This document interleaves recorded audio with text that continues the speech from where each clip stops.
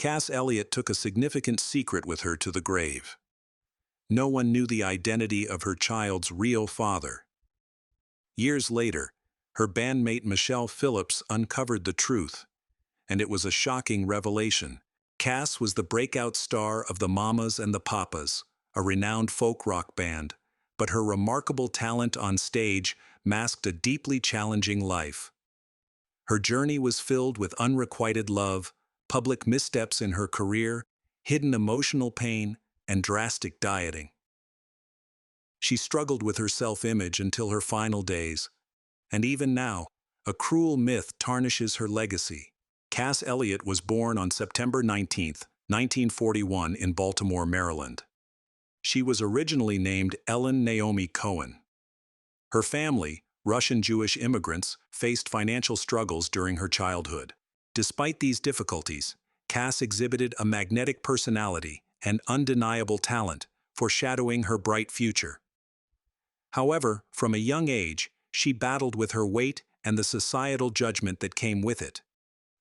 In high school, she found solace in performing arts, developing a love for theater and dazzling audiences. She adopted the stage name Cass Elliot, drawing inspiration from actress Peggy Cass and a late friend. This new identity became an alter ego that boosted her confidence to step into the spotlight.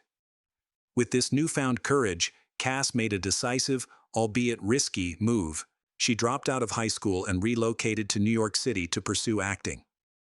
However, Broadway wasn't kind to her. After losing a role to Barbra Streisand, she shifted her focus to singing, hoping that music could offer what theater could not. Unfortunately, the path ahead would prove just as heartbreaking. Cass experienced moderate success in music early on, forming two bands, Big Three in 1962 to 1964, and late, the Mugwumps. It was during her time with the Mugwumps that she met Denny Doherty, a man who became the great love of her life. However, in a cruel twist of fate, Doherty was emotionally unavailable. Despite her feelings for him, Cass married her Mugwumps bandmate, guitarist James Hendricks, in 1963. This marriage wasn't based on love, but was a practical arrangement to help Hendricks avoid the military draft. The union was short-lived, lasting only 8 months. After the Mugwumps disbanded, so did her ties to Hendricks. Cass hoped Denny Doherty might choose to follow her, but instead he joined the New Journeymen, a group that included the married duo John and Michelle Phillips. Cass was determined to join the new band at any cost. Doherty had rejected her romantically due to her weight, but he couldn't deny her immense talent. He believed she was the missing piece for the New Journeymen. However, John Phillips resisted bringing Cass into the group, claiming her voice was too deep for their arrangements. Privately, though, his objections were more personal. He thought Cass was too heavy to fit the image he envisioned for the band. This criticism deeply affected Cass, who had already struggled with society's rigid beauty standards. In an era that idolized slim figures like Audrey Hepburn's, Cass felt like she didn't stand a chance. Despite John Phillips' repeated rejections, Cass was determined to join the band, partly to be closer to Doherty. Michelle Phillips later revealed that Cass followed the group everywhere they went, enduring cruel treatment in the process. The New Journeymen treated her worse than they would a bothersome fan, ordering her to fetch drinks, mocking her, and allowing her to rehearse with them but never perform. Still, Cass didn't give up, and soon, the situation would shift in her favor. The New Journeymen had a reputation for prioritizing partying over their music, often spending their money recklessly. Eventually, they ran out of funds and had no choice but to turn to Cass for help. Homeless and desperate, they arrived at her Los Angeles home. Cass saw this as her chance. She offered them a deal: they could stay with her, but only if they let her join the band. With no other options, John Phillips reluctantly agreed, regardless of his opinions about her appearance. There's another version of how Cass became part of the band, though. For years, the official story was that fate, not financial troubles, brought Cass and the New Journeymen together. According to this account, Cass accompanied the band on a trip to St. Thomas in the Virgin Islands. While walking near a construction site, a pipe fell and hit her on the head. The bizarre incident allegedly caused a head injury that miraculously enabled her to sing in the higher register John Phillips had been seeking for the band. The story about the pipe to the head incident was likely just Cass's way of hiding a more embarrassing truth. Decades later, sources close to the band revealed that John Phillips didn't want fans to know that he had essentially fat-shamed Cass out of joining the group. Regardless of the real story, Cass eventually became part of the band. After a burst of late-night inspiration, they renamed themselves the Mamas and the Papas, and soon after, their success took off. With Cass's powerful vocals, they recorded massive hits like California Dreamin and Monday. However, even after joining the band, the cruel remarks about Cass's weight didn't stop. In fact, they escalated. John and Michelle Phillips, along with Denny Doherty, openly mocked her weight in their song lyrics. For instance, in their hit Creek Alley, they included the line, "No one's getting fat except Mama Cass." The lyric resonated with fans, and much to Cass's dismay, the nickname Mama Cass stuck. Things took an even more painful turn when one of her bandmates crossed a personal boundary. Cass had joined the Mamas and the Papas largely because of her unrequited love for Denny Doherty. Sadly, while she was secretly in love with him, he was infatuated with someone else, Michelle Phillips, the very person Cass envied most. When Doherty confessed to Cass that he was having an affair with Michelle, Cass was devastated and consumed by jealousy. Heartbroken, she confronted Michelle saying, "You can have any man in the world. Why take the one man I love?" Despite the heartbreak, Cass still held on to hope that Doherty might one day return her feelings.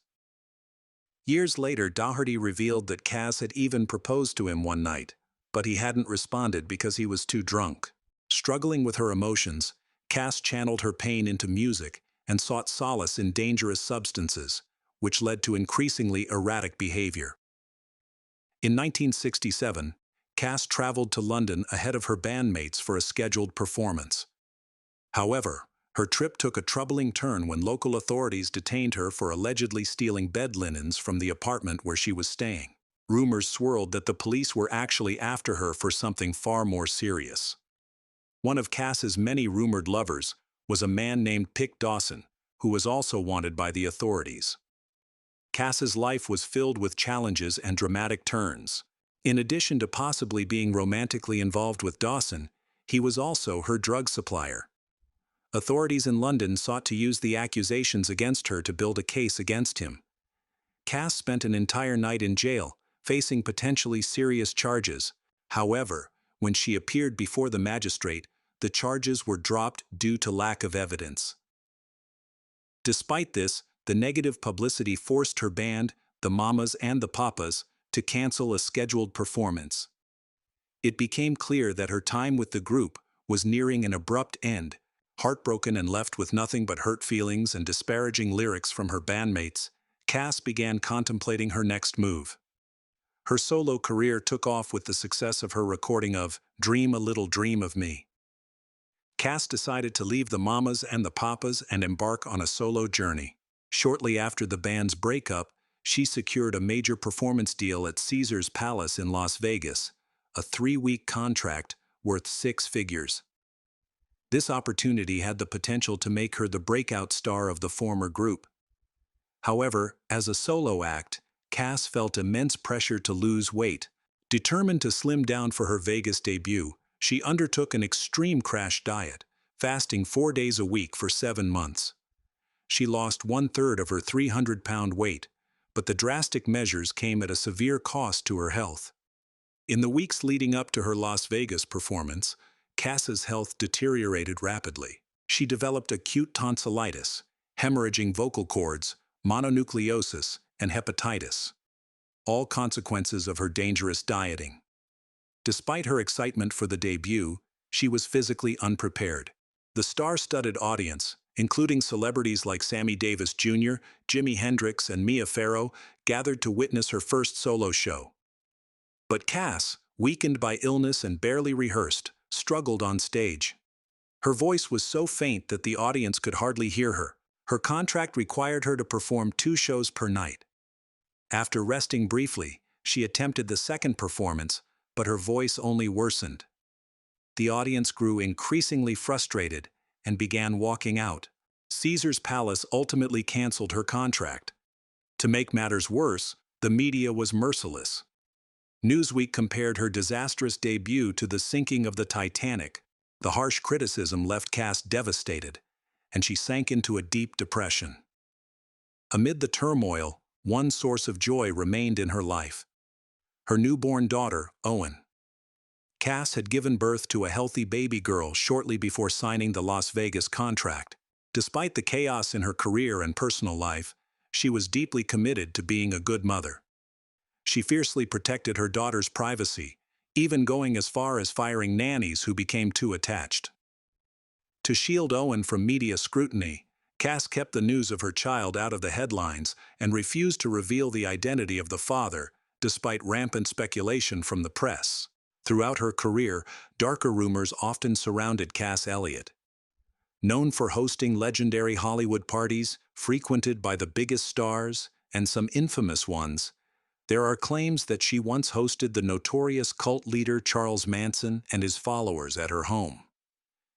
While the extent of her connection to Manson is unclear, it was enough to make some people view her differently. After Manson orchestrated his horrific crimes, John Phillips, her bandmate, blamed Cass for introducing Manson to their circle, and even held her partially responsible for the brutal murder of Sharon Tate. Fortunately, authorities did not share Phillips's view. After a disappointing solo debut in Las Vegas, Cass's career stalled, though she continued to appear on television. She even hosted her own variety specials, the Mama Cass television program and Don't Call Me Mama Anymore. Despite her professional efforts, Cass longed for more than just a middling career. She yearned for love. In 1971, she met Donald von Wiedenmann, a journalist in Bavarian Baron Air. Their whirlwind romance led to marriage, but it ended in divorce just 2 months later. Cass's health began to deteriorate, exacerbated by her dangerous dieting habits. In 1974, while backstage at the Johnny Carson show, she collapsed unexpectedly, though she dismissed the incident as exhaustion, saying, "My blood sugar level dropped or something, and I just sort of tipped over." It was a clear warning sign of her declining health, one she chose to ignore. Later that year, Cass completed a successful 2-week concert series at the London Palladium. Instead of resting, she celebrated by attending Mick Jagger's 31st birthday party in Chelsea, followed by a brunch in her honor hosted by Georgia Brown. At the brunch, Cass appeared unwell, frequently coughing, blowing her nose, and struggling to breathe. That evening, she attended another party hosted by entertainment journalist Jack Martin. Normally the life of the party, Cass seemed unusually drained, though she insisted she was simply exhausted. This would be her final public appearance. Cass returned to an apartment in London's Mayfair neighborhood, owned by Harry Nilsson. The next day, when her secretary noticed she hadn't left her room, he entered and found her lifeless in bed. She had died of a heart attack at just 32 years old. However, rumors quickly spread, falsely claiming she had choked on a ham sandwich, a cruel jab at her struggles with obesity. 4 years later, The Who's drummer Keith Moon also died in the same apartment at the age of 32. After her death, Cass's daughter went to live with her younger sister Leah. Years later, Michelle Phillips, Cass's former bandmate, revealed the identity of Cass's secret lover and the father of her daughter, Owen. He was Chuck Day, the second guitarist on the hits Monday, Monday and California Dreamin'. In October 2022, Cass was posthumously honored with a star on the Hollywood Walk of Fame, attended by her family and friends, including Michelle Phillips.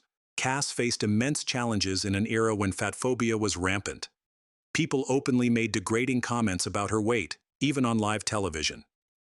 Despite this, her extraordinary talent shone through. Her voice was unparalleled. When the Mamas and the Papas reunited for their Rock and Roll Hall of Fame induction in 1998, 3 backing singers were needed to try to replicate her presence during their performance of California Dreamin'. Yet, they still couldn't match her power. Cass Elliott's legacy endures, a testament to her remarkable talent and resilience in the face of adversity.